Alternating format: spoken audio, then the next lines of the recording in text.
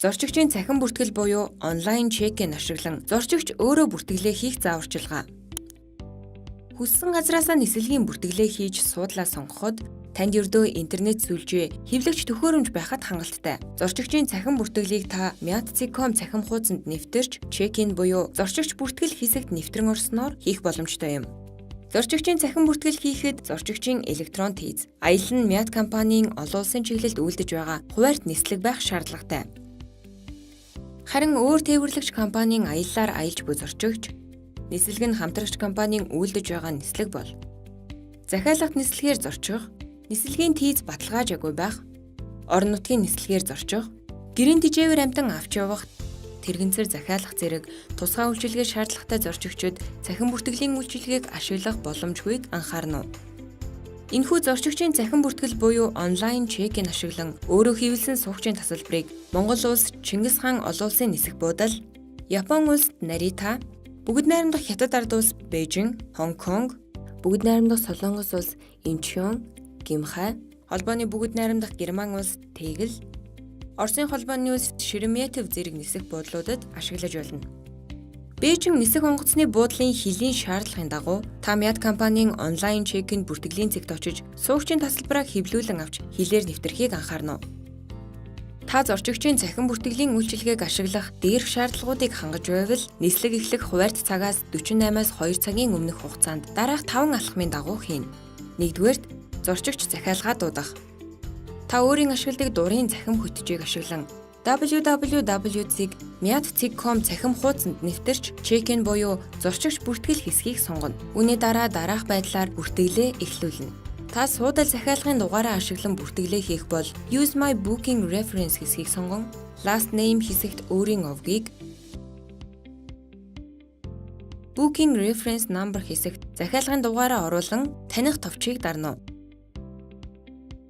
Электрон тийзний дугаараа ашиглан бүртгэлээ хийх бол Use my e-ticket number хэсгийг сонгон last name хэсэгт өөрийн овгийг, e-ticket number хэсэгт электрон тийзний дугаараа оруулан таних товчийг дарна. Мөн агаараар тээвэрлэхийг хориглосон аюултай ачааны мэдээлэлтэй танилцсан бол энэ хэсэгт чагт товчийг дарна. Агаараар тээвэрлэхийг хориглосон аюултай ачааны талаарх мэдээллийг Myat компанийн албан ёсны цахим хуудас болон нийгмийн сүлжээний сувгуудаар дамжуулан авна. Харин дараагийн хэсэг аяллаа мэдээлэл юм. Энэ хэсэгт зорчигч болон нислэгийн мэдээлэл гарч ирнэ. Хэрэв та Blue Sky Mongolia хөтөлбөрийн гишүүн бол энэ хэсэгт гишүүнчлэлийн картын дугаараа оруулан хадгалах товчийг дарна.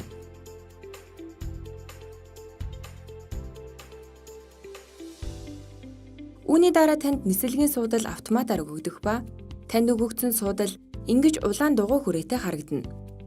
Хэрэв та автоматар өгөгдсөн суудлаа өөрчилөхийг хүсвэл суудлын зургаас цэнхэр өнгөтэй суудлуудаас дурын суудлаа сонгон Change Seat товчийг дарна. Ингээд өөрт таалагдах боломжит суудлаа сонгосны дараа Confirm Check-in товчийг дараарай. Харин одоо 3 дахь алхам буюу зорчигчийн мэдээлэл оруулах хэсэг гарч ирнэ. Энэ хэсгээс гадаад паспортод бичигдсэн иргэншлээ сонгон хадгалах товчийг дарна. Энэ хэсэгт та өөрийн төрсөн он сар өдөр хүйсийн мэдээллээ оруулна. Харин энэ хэсэгт аяллаа бичиг баримтын төрлийг сонгох ба та гадаад паспортоор аялах бол паспорт гэж сонгоно. Гадаад паспорт дээрх овог, нэр, паспортын дугаар, улс, дуус хугацаа, аль улсад олгосон зэрэг мэдээллийг үнэн зөв оруулан хадгалах товчийг дараарай. Оруулсан хувийн мэдээллээ шалгаж үнэн зөв гэдгийг нь магдалсны дараа алдаагүй зөв бол энэ хэсэгт баталгаажуулан Confirm Details товчийг дарна. Мөн энэ хэсэгт тээшний аюулгүй байдлын асуулгад зайлшгүй хариулан үргэлжлүүлэх товчийг дараарай. Хэн нэгэн этгээд таныг мэдээгүй байхад таны тээшинд эд зүйл хийх боломж байсан уу? Таны бүртгэгдсэн тээшинд power bank, литий батарей, асаагуур зэрэг аюултай ачааны төрлийн эд зүйл бий юу гэсэн 2 асуулгад бүгдд нь no буюу үгүй гэж хариулсан тохиолдолд зорчигч бүртгэлээ цааш үргэлжлүүлэх боломжтой болно.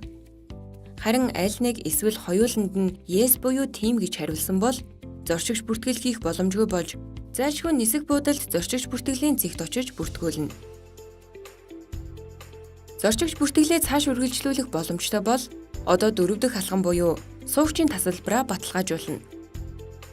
Хэрэв та суугчийн тасалбараа цахим хаягаараа хүлээн авахыг хүсвэл энэ товчийг дарж цахим хаяг гэсэн нүдэнд өөрийн цахим хаягаа бичиж энэ товчийг дарна. Ингээд таны суугчийн тасалбар цахим хаяганд илгээгдэх юм. Хэрэв та суугчийн тасалбараа цахим хаягандаа авалгүй шууд хэвлэх бол энэ хэсгийг сонгож энэ товчийг дарна уу? Зарим улс орны хилийн шаардлагын дагуу суугчийн тасалбараа 2% хэвлэж авах ёстойг анхаараарай. Улаанбаатар Берлин, Берлин Улаанбаатар чиглэлд Москвад бууж суудаг тул та суудлын тасалбараа 2% хэвлэхийг анхаарна уу? Хамгийн сүүлийн 5 дугаар алхмаар зорчигч бүртгэлээ дуусгана. Finish my check-in товчийг дарж та зорчигч бүртгэлээ дуусгаж Exit check-in товчийг дарж зорчигч бүртгэлийн хуудаснаас гарна. Ингээд дээрх 5 алхмыг амжилттай гүйцэтгэж интернет ашиглан өөрийгөө бүртгэсэн бол суугчийн тасалбараа хэвлэх, суудлын дугаараа өөрчлөх, зорчигч бүртгэлээ устгах боломжтой. Үүний тулд та 1-р алхмыг давтан www.myat.com цахим хуудсанд нэвтрэн цахим зорчигч бүртгэл рүүгээ дахин орно. Хэрэв та суугчийн тасалбараа хэвлэх бол Print Boarding Pass, суудлын дугаар бусад мэдээллээ өөрчлөх бол Change Check-in, харин зорчигч бүртгэлээ устгах бол Cancel Check-in товчон дээр дарж нэвтрэн энэ хэсгийг чагтлан Cancel Check-in товчийг дараарай. Таны зорчигч бүртгэл устгагдсан тухайн мэдээлэл дараах байдалтай харагдана. Ингээд нислэгийн өдөр боллоо.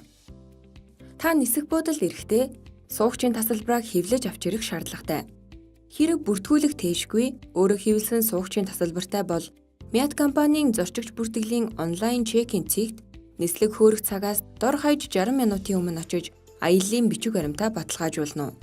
Харин бүртгүүлэх тээштэй эсвэл суугчийн тасалбараа хэвлүүлэн авах бол нислэг хөөрөх цагаас 120 минутын өмнө Myat компанийн зорчигч бүртгэлийн онлайн чек-ин цэгт очиж тээшээ бүртгүүлэн суугчийн тасалбараа хэвлүүлэн авна.